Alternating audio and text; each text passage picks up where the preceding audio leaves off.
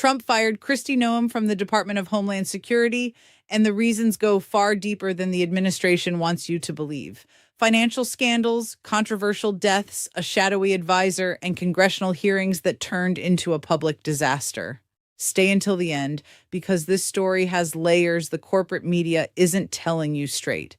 If you want serious analysis, hit like and subscribe now. Today, March 5th, 2026, Donald Trump announced via Truth Social the dismissal of Kristi Noem as Secretary of Homeland Security of the United States. She becomes the first cabinet secretary to leave office in Trump's second term. And the way it all went down says more about this administration than any campaign speech ever could. Let's establish the context. Kristi Noem arrived at DHS with a reputation built over years of conservative politics in South Dakota. She was chosen to be the face of Trump's mass deportation agenda, arguably the most ambitious and most controversial policy project of his second term. And for a good while, she played that role. She stepped in front of the cameras, defended ICE operations, justified detentions, appeared in interviews to reiterate that the border was being protected. But it turns out the face of a policy is different from the intelligence behind it. And that's precisely where things started to unravel. This week, Noem was subpoenaed to testify before Congress on 2 consecutive days. The hearings, in both the Senate and the House, became a public spectacle of accountability, something rare when it comes to members of the Trump cabinet. Republicans, who would normally stay quiet in the face of the White House, opened the microphone and said what they thought. Senator Thom Tillis of North Carolina was blunt. He called her leadership a disaster and said she had demonstrated everything but exceptional leadership. That wasn't opposition rhetoric. That was a fellow party member saying publicly that she wasn't up to the job. What triggered that level of bipartisan criticism? In January of this year, 2 American citizens, Renee Nicole Good and Alex Preddy, were killed by federal agents during immigration enforcement operations in Minnesota. Noem responded to the episode by calling the victims domestic terrorists. Preddy, a nurse, was characterized as someone who wished to cause harm to officers, simply for being armed in a protest context. That wasn't just a political mistake. It was a moral one, and members of Trump's own party couldn't look the other way. At the same time, the figures from an ad campaign funded by the Department of Homeland Security with taxpayer money came to light. The total, $220 million. $120 million of that went to a media company tied to a former political director of the Republican Congressional Committee. A company incorporated 8 days before receiving the contract with no competitive bidding. Senator John Kennedy of Louisiana said during the hearing that he was disturbed by the spending. 1/5 to 250 million dollars of taxpayer money when we're scraping for every dime, he said. Those $220 million funded highly produced ads showing Noem galloping on horseback, images that clearly aimed to promote not just DHS policy, but Kristi Noem herself as a political figure. It was a personal brand-building campaign paid for by the federal government. When Noem was asked at the hearing whether Trump had previously approved this $220 million ad campaign, she answered, "Yes, sir." Minutes after her firing was announced, the White House issued a formal denial, stating that the president had absolutely not approved that spending. We therefore have a direct contradiction between the former secretary and the White House over a $220 million expenditure of public money. And neither side appears willing to produce documentation that resolves the question. That matters for a simple reason. If Noem told the truth, then the president approved nearly $250 million in advertising campaigns to promote a cabinet member, and is now publicly distancing himself from that decision to protect himself politically. If the White House told the truth, then Noem spent $220 million without presidential authorization and lied to Congress under oath. In either scenario, there is a serious institutional integrity problem. But there's yet another dimension to this story that can't be ignored.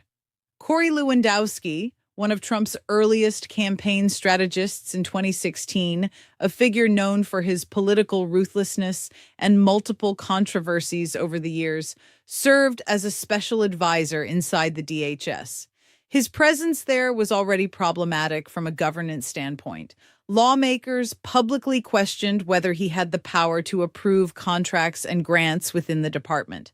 The answers were never satisfying. And during this week's hearings, pointed questions arose about the nature of the personal relationship between Lewandowski and Noem. She denied any improper personal involvement, but the very need to publicly deny it during a congressional hearing already says something about the state of the department's leadership in freefall.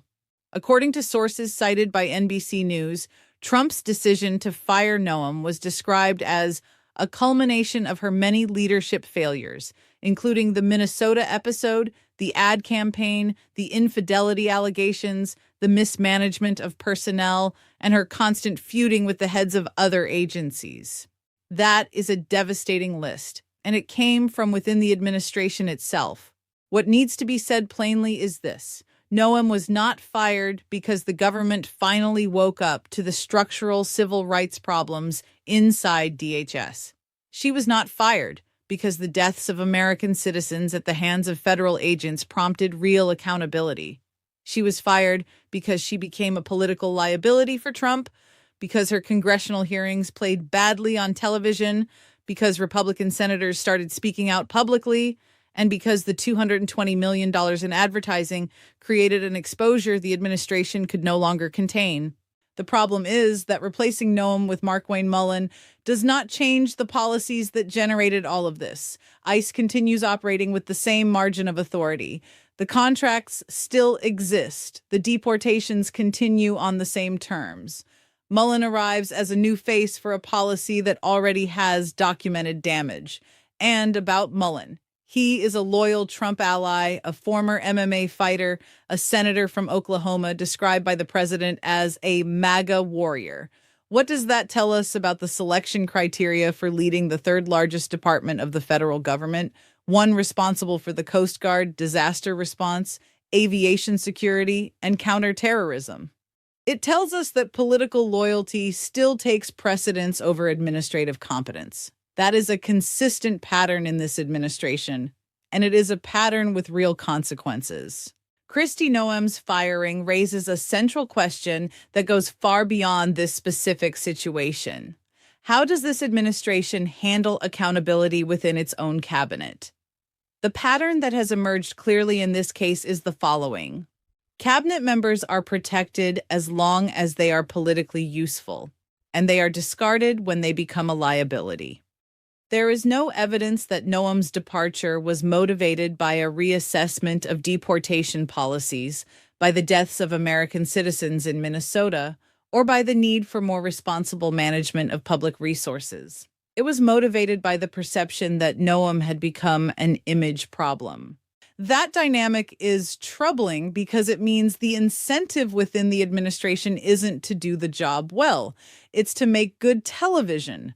It's to protect the president from bad publicity. It's to ensure that congressional hearings don't generate negative viral clips. When that becomes the dominant criterion for evaluation, public policy suffers, institutions suffer, and the people who depend on those institutions suffer. Let's now talk about what the Senate needs to do with the Mullin nomination. Under the Federal Vacancies Reform Act, Mullin can serve as acting secretary while his nomination is formally pending. That means he can occupy the position for a considerable period before being formally confirmed or rejected. Democratic senators and any Republicans who care about institutional oversight have a responsibility to use these confirmation hearings substantively. The questions that need to be asked are straightforward. What does Senator Mullin plan to do about the questionable contracts signed under Noem's tenure? How does he intend to ensure that federal agents don't repeat what happened in Minnesota? What will his stance be on the role of outside advisors with controversial political backgrounds inside the department? And fundamentally, how does he plan to balance the White House's immigration agenda with DHS's legal obligations and the constitutional rights of U.S. residents and citizens?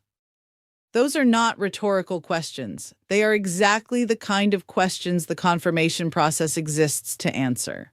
There is also a structural element in this story worth noting. With Mullen leaving the Senate, Oklahoma will have a vacant seat. Governor Kevin Stitt, a Republican, will appoint a replacement.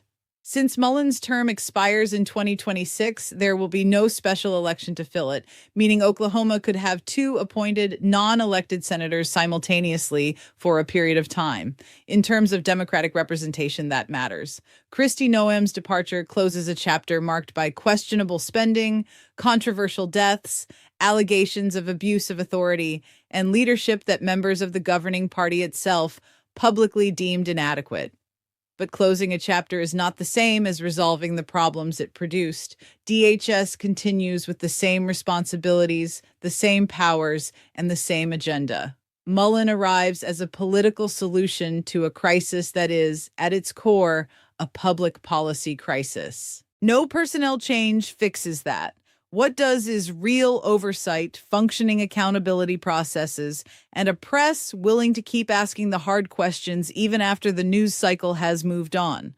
That is the work that needs to continue. This is what is happening at the center of American power right now, a firing that looks like accountability, but is in practice nothing more than image management.